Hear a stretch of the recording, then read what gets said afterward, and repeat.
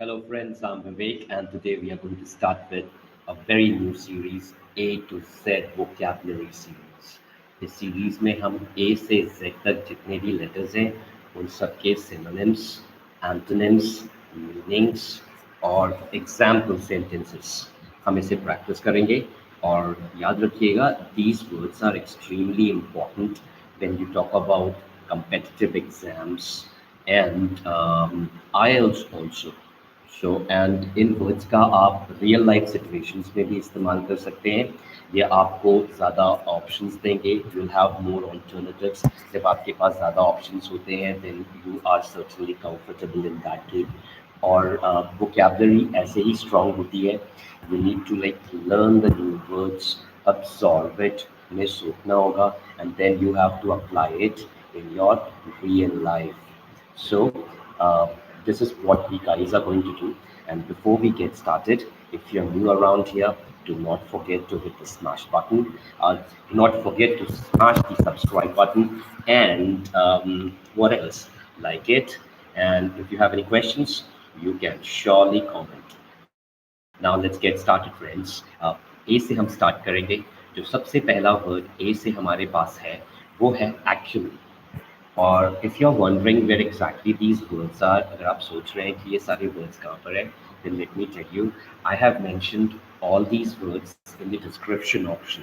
ये सारे words synonyms, antonyms, इनके मीनिंग्स प्लस रेलेवेंट एग्जांपल्स ये डिस्क्रिप्शन में मेंशन है। I have mention these things in the description. All you have to do is click on the description option and you can find these words, everything. So what did I say? The very first word. The very first word is acumen. Acumen का spelling है, the spelling of acumen is A-C-U-M-E-N, right? And the meaning of acumen is keen insight or sharpness of mind. जब दिमाग बहुत ज़्यादा तेज हिसाब से चले या जो कोई बहुत ही शार्प हो, राइट, अपने ब्रेन से, उसके लिए वहाँ पर आप acumen यूज़ कर सकते हैं। अगर आपको एग्जाम्पल सेंटेंस चाहिए then example sentences, Sarah's business acumen helped her make successful investment decisions. उनकी जो सोचने की जो काबिलियत है, जो क्षमता है, वो बहुत शार्प है। जिसका भी सोचने का और दिमाग जिसका भी शार्प है, वहाँ पर आप ये वर्ड acumen यूज कर सकते हैं, right. Example is Sarah's business acumen, right. सारा का बिजनेस सेंस उसको सक्सेसफुल इन्वेस्टमेंट डिसीजंस करने में मदद कर किया, राइट। इसका दो सिनोनिम्स मैं आपको दूंगा। एक्यूमेन की जगह आप अवेयरनेस भी यूज कर सकते हैं या ब्रिलियंस भी यूज कर सकते हैं, राइट। अवेयरनेस एंड ब्रिलियंस दोनों का मतलब बहुत ही हद तक सेम होता है because they are like synonyms. Example sentence चाहिए, राइट। उसके लिए his awareness of the market trends allowed him to make wise investment decisions. इस बार हमने सेंटेंस को चेंज कर दिया, right. And the sentence is his awareness of the market trends allowed him to make wise investment decisions. I can say his awareness about the subject also helped him in gaining high marks. उसको subject का awareness था उसके बारे में, that's why he was able to get good marks. अब इसका antonyms जो totally ही विलोम, जो ऑपोजिट कहते हैं, वो क्या होगा? Antonym of acumen, right. Acumen का मतलब शार्प माइंड, इंटेलिजेंस। अब उसका उल्टा क्या होगा, राइट? जिसको हम लोग बुद्धू कहते हैं, गधा कहते हैं, राइट, वो तो पर्सन हो जाएगा, स्टूपिड। बट उनके अंदर क्या है? Stupidity, right, stupidity. So acumen का सिनोनिम है अवेयरनेस प्लस ब्रिलियंस, और इसका जो एंटोनिम है वो है स्टुपिडिटी। एक और है इग्नोरेंस। इग्नोरेंस मतलब बेवकूफ़ी, या आपको उस चीज़ का ज्ञान नहीं है, इल्म नहीं है, आप उस चीज़ के बारे में आपके पास कोई जानकारी नहीं है। एक एग्जाम्पल सेंटेंस है एंटोनिम के लिए, due to his ignorance of basic finance he made poor investment choices, right? Due to his ignorance of basic finance or due to his stupidity related to basic finance, he made poor investment choices. उसने जो investment की choices करी वो बहुत ही poor था, right. So word था acumen और इसका दो synonyms awareness plus brilliance and दो एंथोनिम्स स्टुपिडिटी एंड इग्नोरेंस। इसको क्या कहते हैं हम लोग? जहालत, something like that. And next one is adhere। adhere का मतलब होता है टू स्टिक टू और टू फॉलो क्लोजली, किसी भी चीज का पालन करना, उसको फॉलो करना, राइट। उसकी जगह हम उसको हम लोग adhere कहते हैं, to follow something, right, very closely is adhere। One good example sentence is students were instructed to adhere to the school's dress code। जो students थे, they were instructed to adhere to the school's dress code। अब इसका मतलब ये है, जो भी school के जो स्टूडेंट्स थे, उनको बताया गया था कि उनको अध्ययन करना होगा, फॉलो करना होगा, पालन करना होगा, किसका? स्कूल का ड्रेस कोड का, राइट। जब भी हम लोग स्कूल जाते हैं, we have to wear school uniform, right. So this is what it is. Now after that we have got adhere का सिनोनिम है कंप्लाई या ऑब्जर्व, किसी चीज को करना, या conform ये also करना, right? Comply, observe और conform, right? Synonyms का example होगा, the employees must observe the safety guidelines in the workplace। जो भी employees हैं, उनको जो safety guidelines है, उसको adhere करना होगा, follow करना होगा। Whenever you are in a professional environment, there are certain guidelines, certain rules that we all have to follow, right? Or we have to adhere to. So this is a lovely word, adhere, and इसके लिए comply, observe या confirm आप use कर सकते हैं। अब इसका opposite क्या होगा? adhere मतलब follow करना, इसका opposite होगा disjoin करना, राइट, या कंडेम करना, उसकी उसको क्रिटिसाइज करना या उस चीज से नहीं जुड़ना। One good example sentences, the rebels decided to disjoin from the main group and reject their ideology, right. ये थोड़ा सा कॉम्प्लेक्स सेंटेंस है, but I try to explain it. The rebels decided, rebels का मतलब हिंदी में विद्रोही कहते हैं, राइट, और बागी कहते हैं, राइट। सो जो बागी थे, उन्होंने डिसाइड किया कि अब वो डिसजॉइन कर जाएंगे अपने ग्रुप से और उनका जो आइडियोलॉजी है उसको रिजेक्ट कर देंगे। So that is adhere। Now the third word, A से abolish, abolish, ABOLISH, abolish। अब abolish का क्या मतलब होता है? abolish का मतलब होता है, right, to officially put an end to something. जब हम ऑफिशियल तरीके से किसी चीज को स्टॉप कर देते हैं, प्रिवेंट कर देते हैं, एंड कर देते हैं, सो वहां पर हम उसको अबॉलिश यूज करते हैं। जैसे one good example sentences, the government decided to abolish the outdated law. जो सरकार, जो गवर्नमेंट है, जो हुकूमत है, उसने फैसला किया है कि वो जितने भी पुराने आउटडेटेड लॉ है, ऐसे लॉ, ऐसे कानून, नियम कानून जिनका मतलब कोई फायदा नहीं है, राइट, सो उसको वो अबॉलिश कर देंगे, एंड कर देंगे।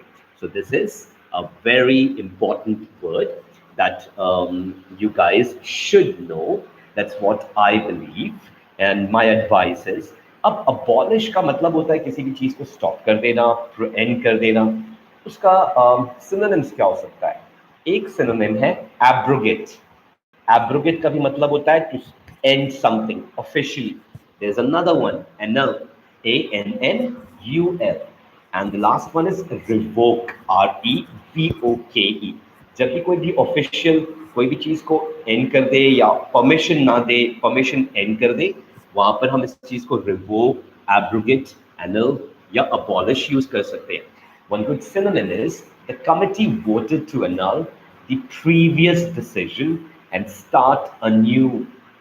जो कंपनी है, उन्होंने वोट किया किस चीज के लिए? अनल करने के लिए, एंड कर देने के लिए जो प्रीवियस डिसीजन था, उनका जो पुराना डिसीजन था, और स्टार्ट अ न्यू। एंड इसका मतलब होगा एकदम फ्रेश स्टार्ट करना। एंड इसका एंटोनिम क्या होगा? अगर किसी चीज को हम लोग एंड कर रहे हैं, उसको ऑफिशियली अबॉलिश कर रहे हैं, एब्रोगेट कर रहे हैं, तो उसका एंटोनिम होगा सेट अप, या एस्टैब्लिश करना, उसको स्टार्ट करना, या एनैक्ट करना, उस चीज को स्टार्ट करना। जो भी प्रोसेस है, what ever is the process, what ever is the procedure, you start doing it. So one good example sentences, previous time में कंपनी ने क्या किया था, वोट किया था किसी पुराने डिसीजन को खत्म करने के लिए। इस बार the committee propose to establish new regulations. This time the committee, उन्होंने प्रपोज किया कि वो नए रेगुलेशंस को स्टैब्लिश करेंगे, स्टार्ट करेंगे टू एड्रेस द इशू। जो भी प्रॉब्लम है, जो भी दिक्कत है, जो भी परेशानी है, उसको एड्रेस करना। एड्रेस का मतलब होता है आपका पता, एंड एड्रेस का मतलब होता है संबोधित करना। उस तरह पूरा फोकस करके, you can address a crowd, जैसे उनसे बात करना, you are addressing something, and you can also address a concern और a problem. Now people, let's go to the fourth one. Fourth one is abash. A से ही है ये चौथा शब्द abash. The meaning of abash is to embarrass or make someone feel self-conscious. abash का मतलब होता है किसी को मतलब ऐसा कर देना कि वो पर्सन शर्मा जाए, राइट, एम्बैरस हो जाए, उनको एम्बैरसमेंट फील हो कि देखिए मैंने क्या कर दिया, मैंने क्या बोल दिया। One good example sentence is Sarah's unexpected question during the presentation abashed Mark, causing him to stumble over his words. Right? अब मार्क जी थे, उन्होंने कोई प्रेजेंटेशन दे रहे थे, एंड सारा ने उनसे एक अनएक्सपेक्टेड सवाल कर दिया, राइट, एंड उसके वजह से क्या हो गया, right, Mark was totally abashed. Mark was, उनको एकदम एम्बैरेस्ड हो गए, उनको समझ में नहीं आया मैं क्या बोलूं, कॉजिंग हिम टू स्टम्बल। अब वो स्टम्बल कर गए, लड़खड़ाने लगे अपने शब्दों पे, अपने वर्ड्स पे। इसका मतलब होता है स्टम्बल ओवर हिज वर्ड्स, जब आप ठीक से फ्लुएंटली ना बोल पाए, right, someone has asked your question and you don't know the answer and you start stumbling over your words, right. So word है अबैश, सिनोनिम्स हैं इनके आपके abash to make someone feel what do you call embarrassed. There's another one, rattle, right, and there's another one, disconcert. ऐसा मतलब feel करा देना कि वो आदमी बौखला जाए या शर्मा जाए या एम्बैरस फील कर दे। सिनोनिम हम बनाएंगे डिस्कंसर्ट से। His sudden outburst during the meeting disconcerted everyone in the room. Right, his sudden outburst, इसका मतलब होता है अचानक से वो मतलब जोर जोर से बोलने लगा, गुस्से में बोलने लगा।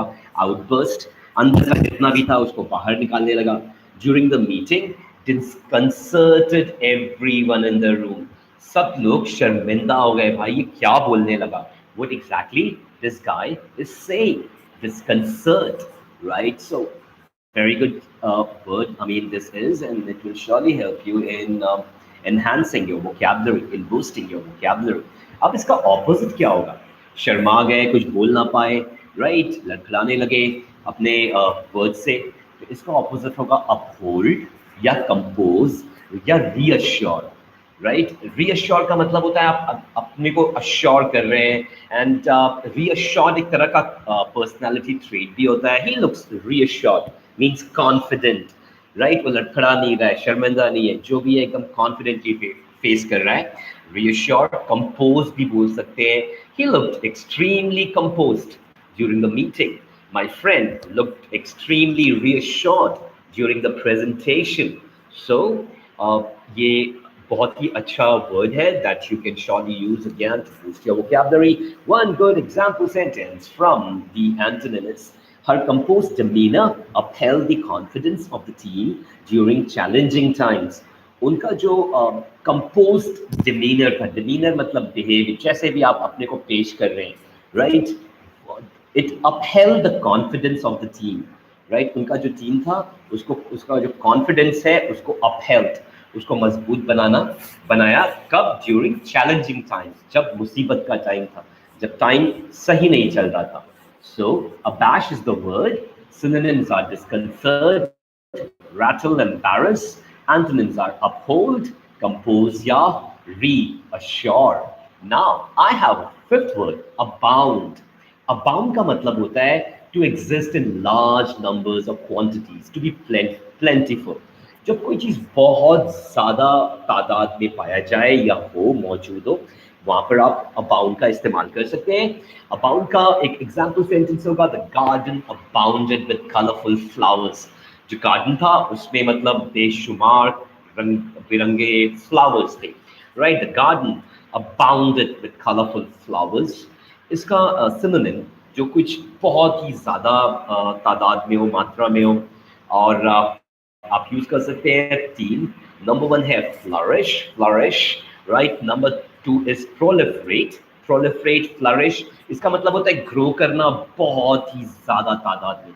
या फिर thrive, third word is thrive. Thrive का भी मतलब होता है राइट सक्सेसफुली ग्रो करें.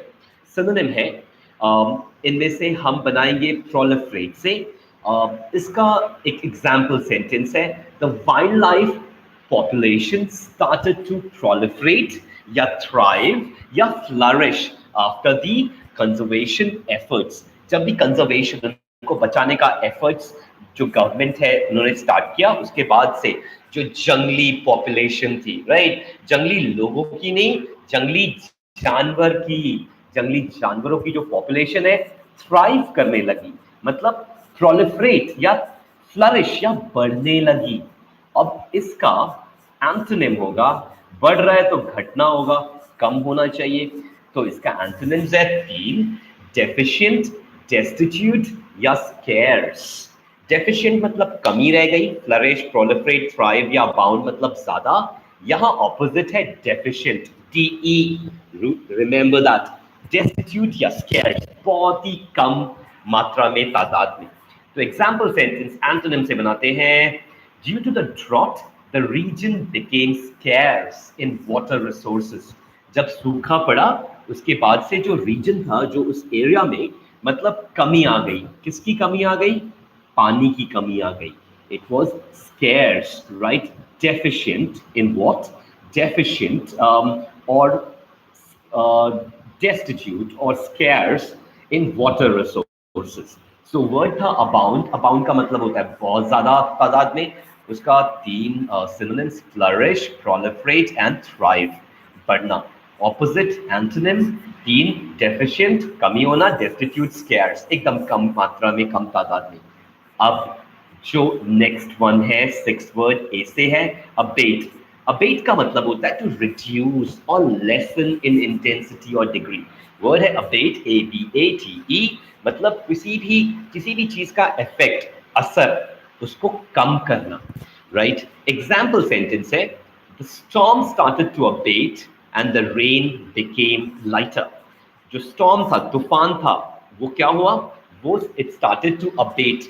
उसका जो पावर था, उसका जो इंटेंसिटी था, उसका जो पोटेंसी था, राइट, जो स्ट्रेंथ था, अब वो कम होने लगा. एंड जो बारिश थी, इट बिकेम लाइटर, अब वो हल्की होने लगी. तो अबेट का मतलब होता है कम करना. उसके तीन सिनोनिम्स है, डिमिनिश. डिमिनिश का भी मतलब होता है कम, आकार या साइज कम करना, शेप हो जाना या असर भी कम हो जाना.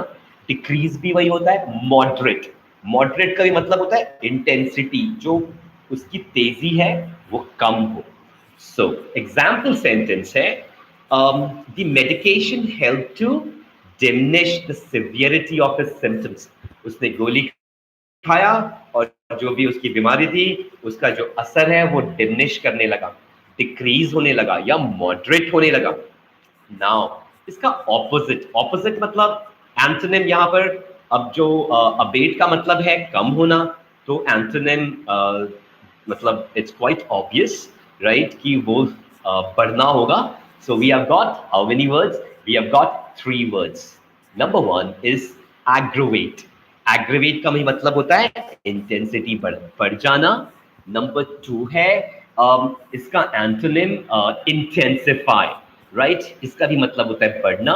नंबर 3 होता है एस्केलेट. एस्केलेटर्स होते हैं, राइट, ऑटोमेटिक, जिसको सीढ़ियां कहते हैं. एस्केलेटर मतलब वो ऊपर जाता है, धीरे धीरे आपको बढ़ाता है. इसी तरह एस्केलेट, इंटेंसिफाई, एग्रीवेट. एंटोनिम है, एंटोनिम का एग्जाम्पल है The loud noise aggravated his headache and made it worse. अब बंदे को हो रहा था उसके सिर में दर्द और बगल से आवाज मतलब तेज आवाजें आ रही थी, शोर मच रहा था, तो उससे क्या होगा? Aggravate होगा उसका सर दर्द. So the loud noise aggravated his headache and made it worse. उसको बद से बदतर कर दिया. To make something worse, यहाँ past tense, to made it worse, right? So here we go. We discussed the word abject. Abject का मतलब होता है I'm sorry, abate. Abject तो हमारा next word है, right? Abate का तीन synonyms, moderate, decrease, diminish मतलब असर कम करना, और antonym होगा aggravate मतलब बढ़ा देना, intensify या escalate. अब सेवेंथ वन है abject. Abject जो मैं आपको बताना चाहूंगा, इसका मतलब होता है extremely bad, निहायत ही घटिया, बदतर, third class, degrading, miserable, right? ऐसे करके, right? If you want to know the examples, so एक example sentence है, the refugees lived in abject conditions, lacking basic necessities. अब जो refugees थे वो किस कंडीशन में जी रहे थे? एकदम abject कंडीशन में, मतलब निहायत ही बदतर कंडीशन में, degrading, miserable, awful, lacking basic necessities, right? They hardly had any kind of basic necessities जो भी उनको चाहिए. इसका synonyms क्या होगा? Abject मतलब घटिया, उससे मिलता जुलता despicable. Despicable मतलब एकदम bad, ऐसे करके, right? Another synonyms, servile, right? Or miserable. So despicable, right? Servile या फिर miserable. अब इसका एक synonym से sentence बनाना चाहिए, तो हम लोग बनाएंगे the dictator's despicable actions caused suffering among the citizens. जो डिक्टेटर को क्या कहते हैं? तानाशाह कहते हैं. तानाशाह का despicable actions जो बहुत ही थर्ड क्लास एक्शंस, बहुत ही घटिया डिग्रेडिंग एक्शंस, उसने देश के जितने भी उनके सिटीजन्स थे उसमें सफरिंग, उनको मतलब पूरा ये कर दिया, दुखी कर दिया. और इसका एंटोनिम क्या होगा? अब कोई भी चीज बहुत ही बैड है, घटिया है, राइट, डिग्रेडिंग है, डेस्पिकेबल है, सर्वाइल है, रेच्ड है, उसका एंटोनिम होगा कमेंडेबल, काबिल तारीफ, प्रेजवर्दी, डिग्निफाइड, एकदम अच्छे, रेस्पेक्टेड तरीके से. सो एग्जाम्पल सेंटेंस होना चाहिए, her commendable efforts, right? Her commendable efforts to help others made her a role model in the community. अब जो लड़की थी उसका जो एफर्ट्स था बहुत ही काबिल तारीफ था. मतलब वो करती क्या थी अपनी एफर्ट्स में? वो दूसरों की हेल्प करती थी, एंड इस वजह से, इस कारण से वो एक रोल मॉडल बन गई अपने कम्युनिटी में, राइट? सो नाउ एथ वर्ड ए से है abjure. Abjure का मतलब होता है to renounce or reject something formally or under oath. So abjure का मतलब होता है कसम खाकर. जब भी आप किसी मतलब कसम उसम खाते हैं किसी होली चीज पे या ऑफिशियली, और आप किसी चीज को रिजेक्ट करते हैं और बोलते हैं कि मैं कसम खाता हूँ इस चीज पे हाथ रख के, मैं इस चीज को रिजेक्ट करता हूँ, मैं इस चीज को नहीं करूंगा, इस काम को दोबारा से नहीं करूंगा. So that's where you can use this word abjure, abjure, abjure, right? इसका synonyms होगा forsake, renounce या disavow, right? Disavow का मतलब या renounce या forsake का मतलब किसी भी चीज को छोड़ देना, reject कर देना. इसका one good example sentence है, after years of addiction he finally decided to forsake his bad habits, right? पूरा जिंदगी भर का नशा के बाद उसने सोचा, डिसाइड किया कि वो forsake कर देगा, renounce कर देगा, डिसअवाउ कर देगा अपने बैड हैबिट्स को, राइट? अब इसका एंटोनिम क्या होना चाहिए? ऑपोजिट. एब्जोर का मतलब किसी चीज को त्याग देना, छोड़ देना, टोटली उस चीज को मतलब उस चीज से एकदम नमस्कार कर देना, राइट? उस रास्ते जाना ही नहीं. लेकिन इसका ऑपोजिट होगा अप्रूव करना, किसी चीज को सैंक्शन करना या एम्ब्रेस कर लेना, गला लगा लेना, राइट? सो एब्जोर का मतलब हम छोड़ रहे हैं, त्याग रहे हैं, राइट? उस चीज से एकदम कट रहे हैं, और यहाँ पर उसका ऑपोजिट होना चाहिए, उससे गले मिल रहे हैं, राइट, या उस चीज को एक्सेप्ट कर रहे हैं, अप्रूव कर रहे हैं या सैंक्शन कर रहे हैं.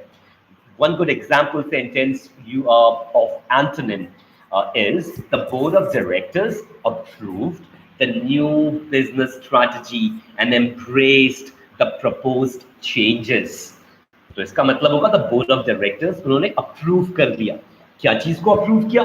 नई business strategy. And embraced the proposed changes. गला भी लगा दिया. किसको गले लगाया? जो नए चेंजेस को. ये बोलने का तरीका होता है, to embrace, to welcome something. Right now absorb हो गया. Ninth one, अबॉर्टिव. अबॉर्टिव, अबॉर्टिव का मतलब होता है अनसक्सेसफुल.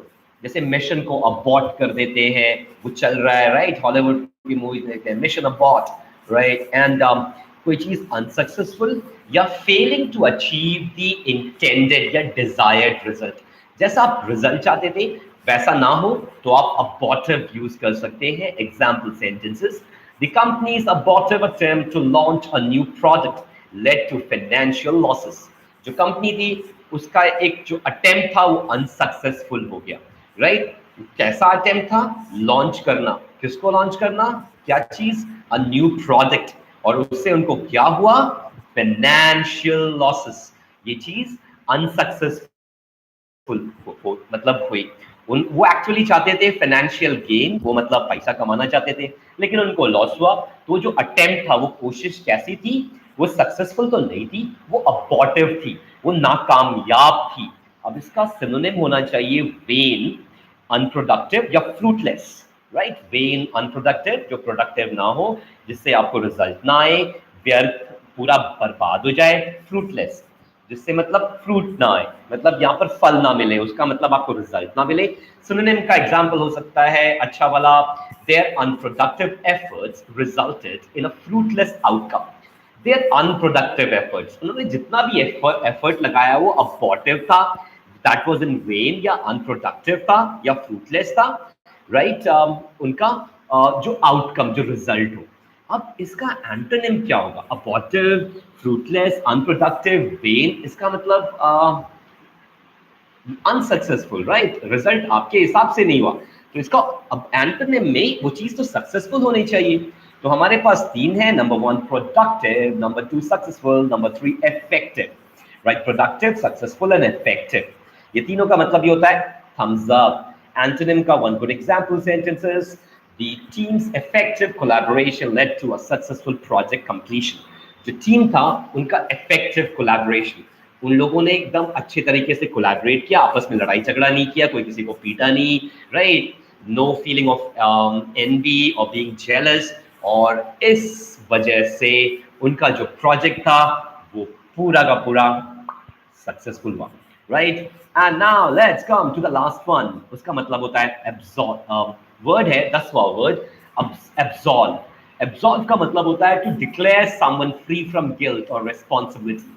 एब्सॉल्व का मतलब होता है किसी को भी मतलब किसी दोष, मतलब दोष से, उनके ऊपर से दोष हटा दिया जाए. राइट, पहले बोला जाए कि हाँ वो दोषी है, वो गिल्टी है, देन बताया जाए नहीं मेरे भाई तुम गिल्टी नहीं हो. राइट, या आप पे ये जिम्मेदारी नहीं है, आप इस चीज से पूरे आजाद हो, इस क्राइम से, इस accusation से, right, इस responsibility से. One good example sentence is the jury absolved the defendant of all charges due to lack of evidence. Right, सबूत मिला नहीं, इसीलिए जो जज लोग, जो जूरी लोग ने क्या किया, जो डिफेंडेंट था, जो वहां पर बंदा आया था, उसको बोला कि आप मतलब मुजरिम नहीं हो, खाओ पियो ऐश करो. राइट, एंड इसका सिनोनिम होना चाहिए पार्डन कर देना. राइट, अब्सॉल्व मतलब उनको क्षमा कर देना, उनको रहम दे देना. तो फॉरगिव क्या? exonerate. Exonerate is a lovely word, guys, you should use it. One good example sentence is the judge decided to pardon the offender due to extenuating circumstances. Right, the judge decided to pardon the offender due to the circumstances that were extenuating. तो उसके favour में थे, इसीलिए जज ने बोला again खाओ पियो ऐश करो, एकदम आज से आप हो आजाद. Right, pardon, you have been given clemency, या you have been pardoned, you have been absolved, you have been forgiven और एक्सोनरेटेड. अब इसका उल्टा क्या होना, ऑपोजिट क्या होना चाहिए? कंपेल, एक्यूज या ब्लेम, उन पे दोष डाल देना और ये प्रूव कर देना, ये बता देना कि हाँ तुम ही दोषी हो और तुम्हें मिलेगी सजाए मौत, राइट। एंटोनिम का एग्जांपल है prosecutor decided to accuse him of the crime based on the available evidence. जो प्रोसिक्यूटर था, वकील साहब, उन्होंने बोला कि आप ही हो गिल्टी, आप अक्यूज हो। क्यों अक्यूज हो? क्योंकि सारा सबूत मिला है आपके खिलाफ। So, word था 10वां absolve, synonym है pardon, forgive, exonerate, और इसका जो opposite है वो है compel, accuse या blame. So friends, 10 words थे basic, उसका कुछ synonyms, कुछ antonyms और कुछ example sentences भी हमने discuss किया, right? And we discussed the example sentences, synonyms and antonyms of words starting with A. कल हम बी के पास आएंगे, विल कम टू बी। इसी तरह हमारे पास बी से भी रिलेटेड वर्ड्स हैं, will discuss those words and I try to give you a good idea related to these words. And if you have any questions or something that you would like me to include in the sessions, any feedback, any suggestion, uh, you are more than welcome and you can mention it in the comment section. अगर आपको कोई feedback है, कोई आपको सुझाव या suggestion देना है, या आप चाहते हैं कि मैं कुछ इंक्लूड करूँ अपने सेशंस में, या किसी पर्टिकुलर टॉपिक पे वीडियोस बनाऊँ, then I'll surely try to do it. And I really appreciate your support. Your support is indispensable. It's extremely important for me to flourish, to thrive. And right, and on this note, we'll end this whole session here. I hope it was informative. You learned something new, and I'll try to meet you tomorrow. So till then, you guys please take care. God bless you all. Thank you very much for joining.